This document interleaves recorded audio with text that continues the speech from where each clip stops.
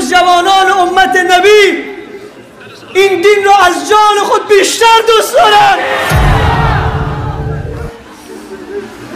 تا به جهانیان نشان بدهیم که هنوز جوانان اون امت محبت پیامبرشون در قلبشون موج میزند. هنوز فرزندان اصحاب پیامبر زنده است. دوستان این ویدیو پورا در تلگرام کانال ما هست. لینک تلگرام کانال ما در کامنتری از ذکر شده است، بتونید داخل شده تماشا کنید.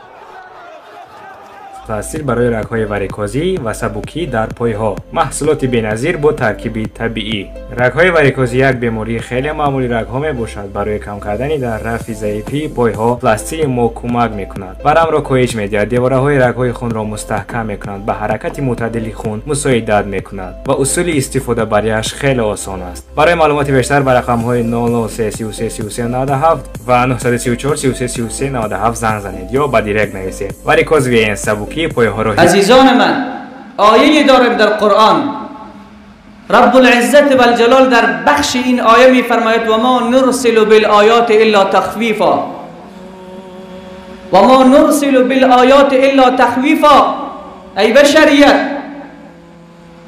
ای امت محمد صلی الله علیه و سلم، و ما نرسل بالآیات، ما این معجزات را نمی فرستیم در زمین، ما این حادثات را نمیفرستیم مگر برای بیم دادن انسان هاست، برای بیم دادن بندگان است که اونها برگردن به سمت الله.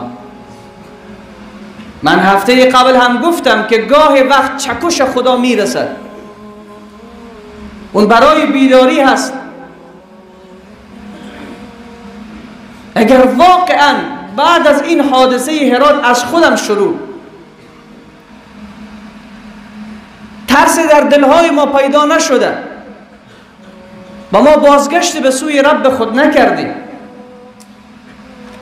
و از الله خود معذرت خواهی نکردیم و به گناهان خود گریه نکردیم و این حادثه را دیده دل ما خون نشده، تجدید ایمان بکنیم که ایمان ما خیلی در حالت رکوع و ضعف قرار دارد. این برای بیدار شدن است، برای بیدار کردن است. آیا این شوخی است؟ فقط در چند دقیقه بیش از 2000 نفر صدایشان خب شود و دیگر آواز بلند نکنند.